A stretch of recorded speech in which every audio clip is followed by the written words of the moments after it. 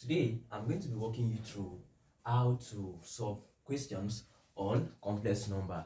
And what I'm going to be teaching you mainly are more of the tips that you're going to use in most of your exams to solve complex number. So for me, what I see in this topic per se is that firstly, you need to know how I are being denoted in power. You need to know how what I are being denoted in power. So now what I'm going to be using here, I'm going to be using I here. You're going to be seeing most of the I. So I'm going to be telling you what this complex number is and how it came about. Now when you look at the name complex, it seems like this topic is going to be an hard one, but that's not it. Now, the reason why it is called a complex number is because it carries a real number and what? An imaginary part. So a complex number is written in this form, which is what? X plus y I. And let me denote my complex number with the letter Z. So now, if I have something of this sort, it simply means that my real number is this, my imaginary part is all this. Now, the y and the I is called the imaginary part. So why? I say what? The imaginary part. Why the I alone is called what? The imaginary number. Why this is what? Our complex number. So now you now know all the parts that are what? In this particular stuff. And that's why it is being called what? A complex number. So when something contains a real part and what? An imaginary part, it is called what? A complex number. So we are going to be solving questions on this, and what you should note is what? This I, which is what? The imaginary number itself. So now, what brought about this imaginary number? What brought about solving questions that concerns imaginary number? So now, if you look at this imaginary number that we're talking about, now if I have something of this sort, the square root of a negative number. Now, the square root of a negative number, which I'm using 1 as a number here, cannot be gotten physically as we know it. Now, if I talk about the square root of 4, someone can just tell me that the square root of 4 is 2, right? But now, when we're talking about this imaginary number, the way it is being put is that when we have a negative number, for you to find the square root of this negative number, it will not give you a standard number. So it is now being denoted with an imaginary value, which is what? I. So now, this I is being represented as what? The root of what? -1. Now, if you look at this I that is here, it is the same thing as saying what? I raised to the power of what? 1. Now, when I talk about, we have then I raised to the power of what? 2, which is I squared. Now, the I squared is going to be the root of I times what? The root of what? Now, according to sort, when you know more of sort, now what you are going to be doing here is that from this place, we are having, now, because of the two roots that are here, what we are going to be having is that we are not going to be taking any of the roots. What we'll be having is what? This times this, which is going to give me what? I'll pick one of them. Now, I'm going to tell you the reason why I'm picking one out of the both of them. Because this root of -1 and this are what? In sort form. And when we are solving in sort, most times we don't just come here and what? Decide to what? We'll not say, okay, let me just take. We have a root here and we have a root here. So for it to just be simpler for you, just imagine that the two roots are invalid and this what? The value inside, you pick what? 1. Now, so since we're having what? -1 here as what? Our I squared. So now we're going to be writing the value elsewhere. So for this place, we're going to say our I is going to be what? Root of -1. Our I squared is going to be what? -1. Right? Now when we talk about our I3, which is I raised to the power of 3, it is what? Having our I squared times what? Our I raised to the power of what? 1. Which in indices, it simply means we have I, which is the base. 2 plus 1 is still going to give me 3. So what I'm doing here is that my I square is what? -1 multiplied by what? My normal I. My normal I is what? Root of what? -1. And when I have this, I will now have minus root of -1, which this root of -1 is still the same thing as what? I. So this is going to give me what? -I. So my root of 3 is going to give me what? -I. Now you should be very careful of the signs you are putting. If there is no dot here, it simply means 1, and it's going to confuse you whenever you are solving. So when you are tackling exam questions, what you should focus more on is making sure your i's are being dotted and your 1 is being written maybe in this form, so you understand that you are writing 1. Now let's talk about I4. Now I raised to the power of 4 is going to give me what? Now we can get I raised to the power of 4 with what? I squared times I squared according to indices. When we pick the base, we add the power, we get I raised to the power of 4. So now our I squared is what? Minus 1 times minus 1, which is going to give me minus minus plus 1 times 1, 1. So my I raised to the power of 4 is going to give me what? 1. Now if you look at what we have gotten, these are the 4 major parts. I repeat, these are the 4 major parts that you need to know about complex number. Now from here, every other one is being gotten. From these 4 parts, every other one is being gotten. So when you can remember these 4 parts, any other one you want to look for, you will get it easily. Now let's go. Now if I'm asked to look for I8, now what will I do if I'm asked to look for I8? I will imagine that when this is 4, if this is 4, my 5 will be this other one. Then this is going to be 6, this is going to be 7, then this is going to be 8. So my I8 is going to be what? 1. If I'm asked to look for I13, it is going to be what? Now 1, 2, 3, and 4. 5 will continue from here. 6, 7, and 8. 9, 10, 11, 12. Then this is what? Our 13, which is what? Root of minus 1. So these are how the values are being gotten. It's not like when it finishes from 4, it starts again from there. It finishes again and it starts again. So these are the 4 main ones you need to know for you to tackle any exam. So now let's go to some part of it, which are the basic operations that we are going to be taking. Now we are going to be taking 4 questions roughly, and one of the questions is going to be on addition of complex number. So let's go. Now imagine I have 2 plus 3i, right, plus what? 3 minus 4i. Now let me say I have this question. Now what I'm asked to do is that I'm asked to add this complex number. Now these are two parts. These are 2 complex numbers, right? And we are asked to add it. What we are doing is that we are adding the real part to what? The real part. The imaginary part to the imaginary part. So let's do that very fast. So we are having our 2 is adding with what? Our 3, which is going to give me what? 5, right?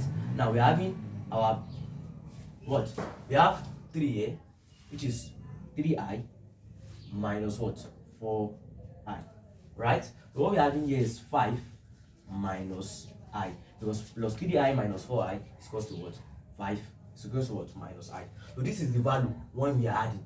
So this is talking about addition, right? So now, if for instance, let's say we are doing a change here. Now let me say I'm changing something here. I want this to be what? A negative sign.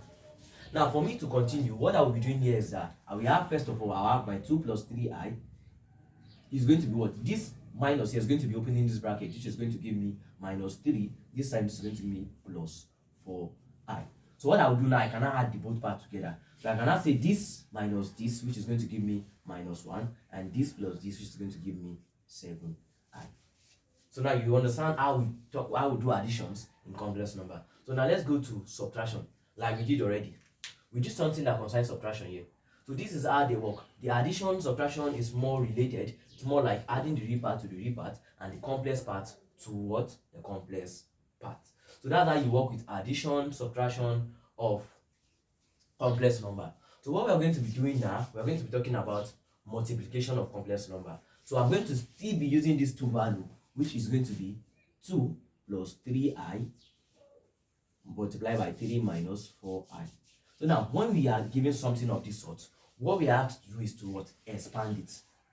We have to expand it in the sense that what we are doing first is to use this to multiply all this and use this to multiply what? All this. So let's go. We have our 2 bracket our 3 minus 4i. Then we have our plus 3i bracket 3 minus 4i. I use this to multiply all this. I use this to multiply all this. So what I'll be having is this times this, which is going to give me 6, minus this times this is going to give me 8i, right? Then this times this is going to give me plus 9i. Then this times this is going to give me minus 3 times this is going to give me 12. This time this is going to give me I squared. Right. So now let's continue. Now we can now see that we have 6.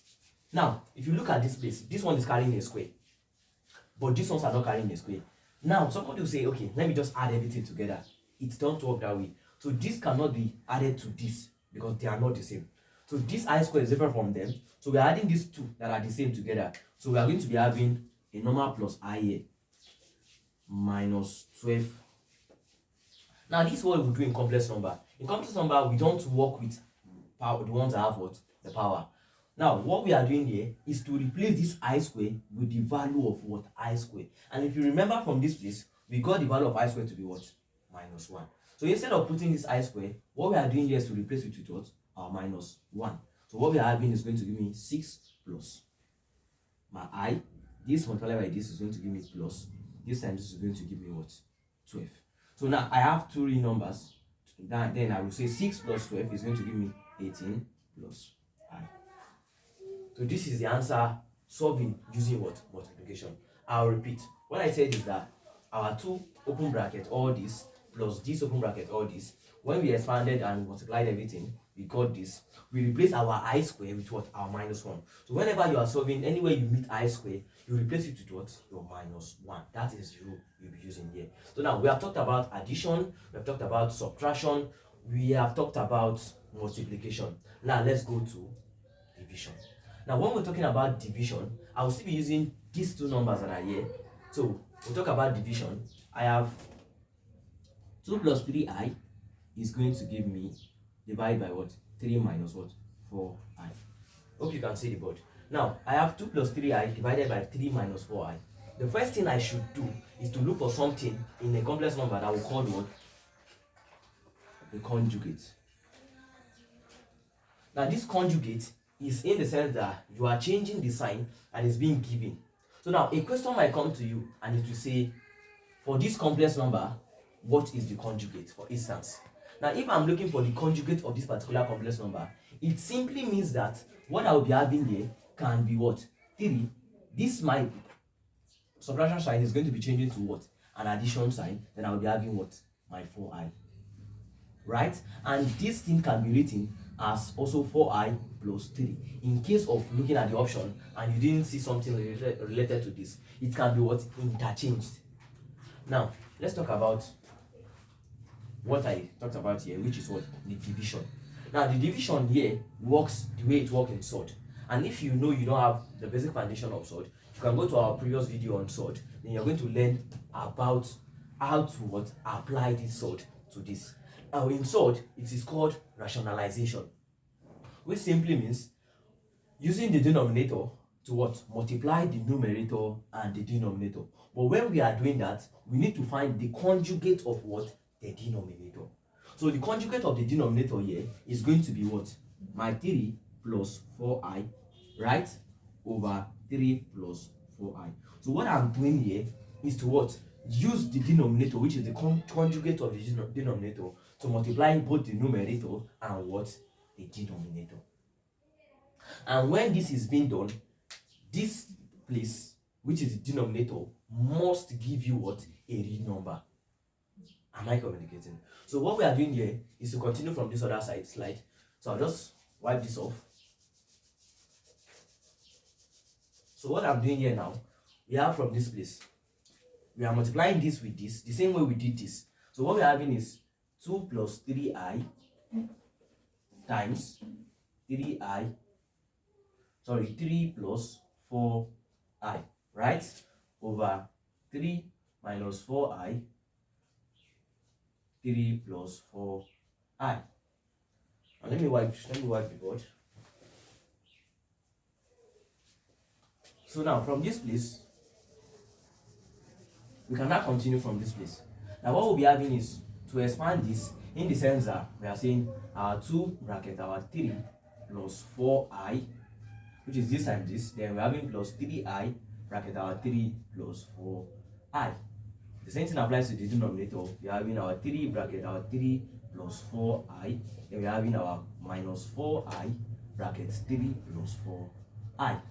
We are expanding. So what we are having here is this times this is going to give me 6 plus this times this is going to give me 8i plus this times this is going to give me 9i plus this times this is going to give me 12i squared, right?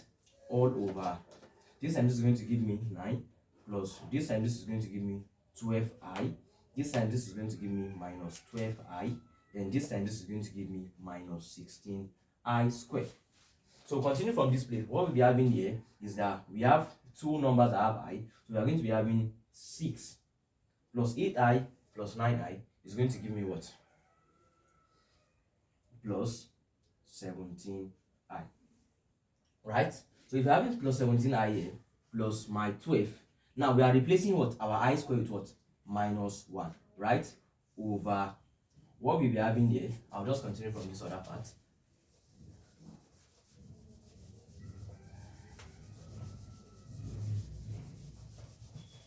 So now what we'll be having here is that at the denominator, let's just write everything here. 6 plus 17i plus 12 bracket minus 1 all over. We're having 9 plus 12i minus 12i is going to cancel out. So we are going to be having minus 16 brackets. My I square is what? Minus 1. So what we'll be having here is that we have our 6 plus 17i. This time this is going to give me minus 12 over 9. This time this is going to give me plus 16. Right? So from this place we cannot continue and say we're having our 6 plus, which is 6 minus this, is going to give me what? My minus 6 plus 17i all over what? This plus this is going to give me 25. Now, in some questions, you might be asked, what is the imaginary part? Or what is the coefficient of the imaginary number? Or stuff like that. So now this is what you do. When you finish solving in this sort, you split it into what? 2. Minus 6 divided by 25. Then my plus 17i is divided by what? 25. Now from this place, it's not going to be easy for you now to know what is the what? Real part. So the real part from this place is what? This. The real part. Right? The imaginary, the real number here is this. We have our what? Imaginary number, which is what? Our I. Then we have the coefficient of the imaginary number, what? Which is 17 over 25. Well, the coefficient simply means the number that is being attached to what? A variable, which is I here. So now with this, these are most of the things that you need to be able to tackle questions on what? Complex number. So if you have any difficulty with what you have seen, you have any questions pertaining that you want us to solve, or you have any topic that you want us to do for you, you can drop it in the comment section. And don't forget to like this video, subscribe to this channel, because you are going to be seeing more videos like this from this channel, and we are going to be simplifying maths in the most easiest way. In this place, what we call addition mathematics, we are mining the world of mathematics. Thank you and see you in my next video. Bye.